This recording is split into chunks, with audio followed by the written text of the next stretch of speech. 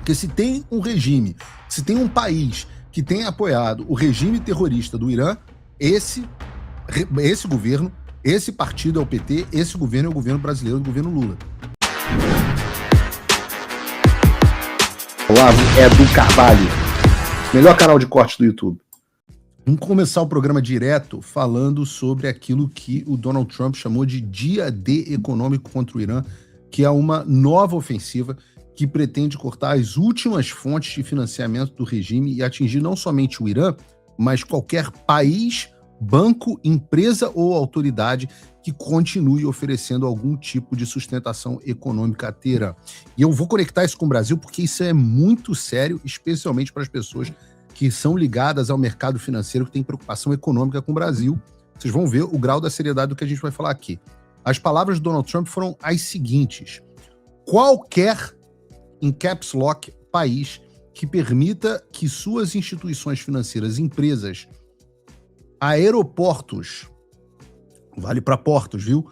Ou entidades governamentais forneçam qualquer tipo de tábua de salvação ao Irã, enfrentará ele próprio consequências econômicas tremendas em peso maiúsculo. Contrabando de petróleo, linhas de troca, transferência em dinheiro, casas de câmbio, registro de navios, empresas fachada, tudo isso precisa parar agora. Você sabe quem é. Em outras palavras, o que o Donald Trump está dizendo é que se você tem relações de qualquer tipo, inclusive comerciais, com os terroristas do regime iraniano, você precisa parar agora, ou então vai enfrentar consequências econômicas que serão impostas duramente pelos Estados Unidos.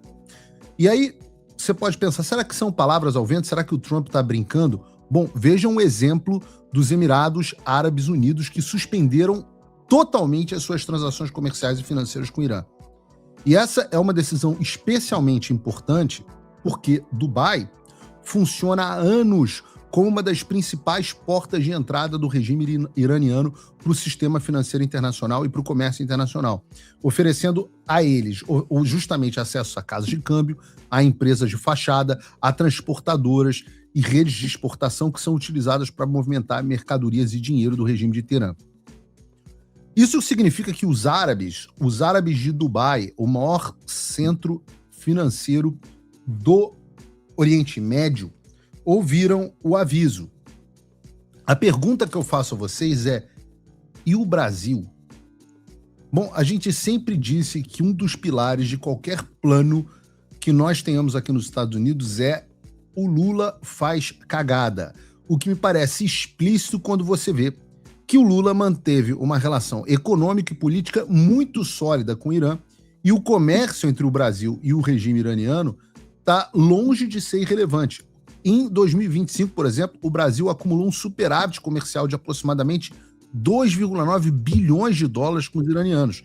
O Irã comprou principalmente milho e soja e representaram em 2025, respectivamente, 67% e 19,3% de todas as exportações brasileiras para o Irã. Além disso, no mesmo ano, o Brasil importou cerca de 85 milhões de dólares em produtos iranianos, principalmente fertilizante, fruta e castanha. Isso é tão sério que, nas palavras da Reuters, o comércio do Brasil com o Irã coloca o país como um alvo para mais tarifas americanas. Essas palavras são da manchete da Reuters, uma das maiores agências de notícia do mundo. E essa relação entre o Brasil e o Irã não se limita à compra e venda de produto. Eu vou contar para vocês algumas informações que o governo americano já tem. Eu posso afirmar a vocês que são informações em posse do governo americano. E agora você ficará em posse também. Mas para isso, eu preciso voltar em 2019, quando 2 navios iranianos atracaram em Paranaguá para carregar milho brasileiro. Na época, a Petrobras se recusou a abastecer esses navios, alegando de maneira correta o risco de sanções secundárias. O Irã, então, ameaçou suspender a compra de milho do Brasil e depois o caso subiu para o Supremo, onde Dias Toffoli negou o recurso da Petrobras e manteve a ordem de abastecimento dos navios iranianos. E já que a gente está falando aqui sobre petróleo e combustível, eu aproveito para entrar em outro episódio.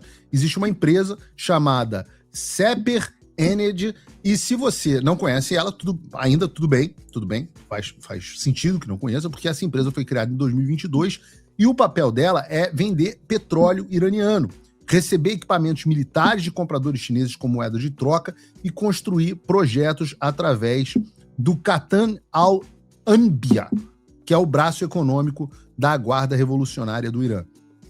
E eles fazem isso através de uma estrutura de evasão complexa.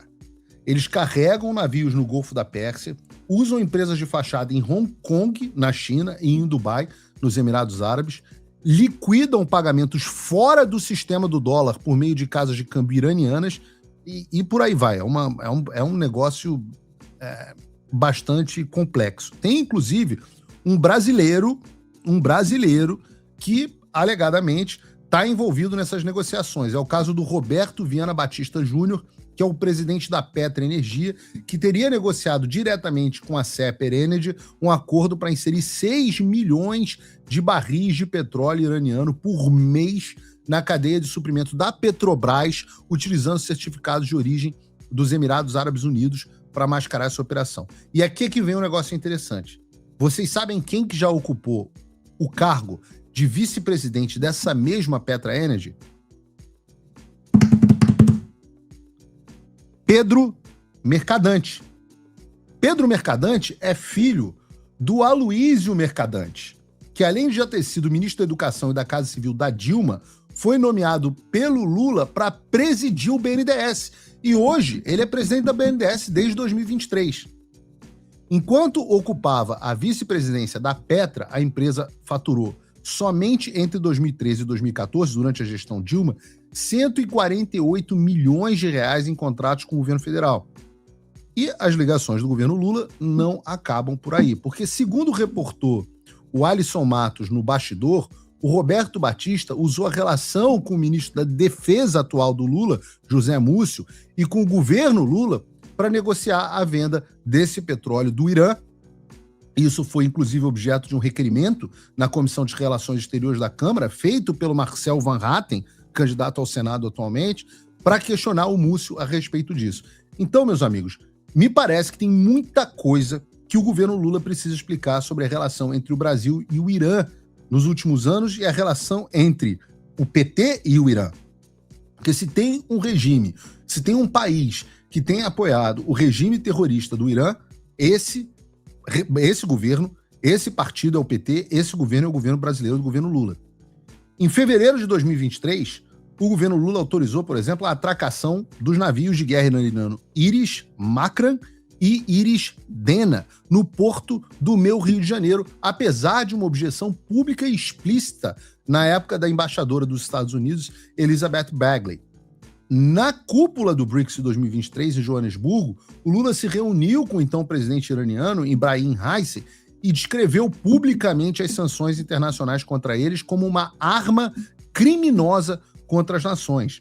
Em julho de 2024, o Geraldo Alckmin, vocês devem se lembrar, participou em Teherã da posse do então presidente iraniano Massoud Pezeshkian, onde ele foi fotografado sentado ao lado do chefe do braço político do Hamas, Ismail Haniyeh, e do representante da Jihad Islâmica, do Hezbollah e dos Houthis. Não sei porque a foto não apareceu aqui pra gente, mas deveria ter aparecido. Durante a presidência brasileira dos BRICS de 2025, foi divulgada uma declaração conjunta de 11 países condenando os ataques dos Estados Unidos e Israel contra instalações nucleares iranianas como uma violação do direito internacional, com o Lula também convocando uma cúpula de emergência para denunciar as sanções secundárias dos Estados Unidos como chantagem tarifária. A promessa agora do Trump é de que quem se envolva de qualquer forma para apoiar financeiramente esse tipo de gente, como o Brasil atualmente faz e a Casa Branca está ciente, vai sofrer consequências duras. Então, como eu venho dizendo, e eu chamo a atenção para isso sempre aqui no programa, o caminho das sanções que nós queremos é uma escalada. E a cada dia que passa, a situação do Brasil, como consequência das ações do governo Lula, piora. Então, meus amigos, esse é um buraco no qual o governo Lula enfiou o Brasil. E eu digo mais um buraco, porque, de fato, são muitos buracos. E, certamente, esse do Irã não é um único que está no radar dos Estados Unidos. O Trump voltou isso já deve ter tirado um peso das suas costas. Mas e o Brasil? O nosso país continua atolado e achar que só a vitória do Trump vai resolver tudo é ilusão. Nada vai mudar sozinho. E pode ter certeza de uma coisa: ficar xingando muito nas redes sociais não vai fazer diferença nenhuma. Você vai continuar esperando alguém fazer alguma coisa por você, um político, um salvador da pátria? Esquece. Se ninguém tomar uma atitude, nada acontece. Eu estou fazendo a minha parte. Eu parei a minha vida por isso. Mas, se você quer saber como pode ajudar sem precisar largar tudo, a resposta é simples: apoiando quem está na linha de frente. Sem esse apoio, sem essa linha de suprimento, esse trabalho morre. Sem estrutura, ninguém avança. Então acessa www.paulofigueiredoshow.com/apoie e com $5 por mês você pode fazer parte disso. Se puder mais, eu recomendo, seja um patrono Gold e participe ativamente no grupo que me ajuda a pautar esse debate. O que vai definir o futuro é quem faz e não quem reclama. A escolha é sua.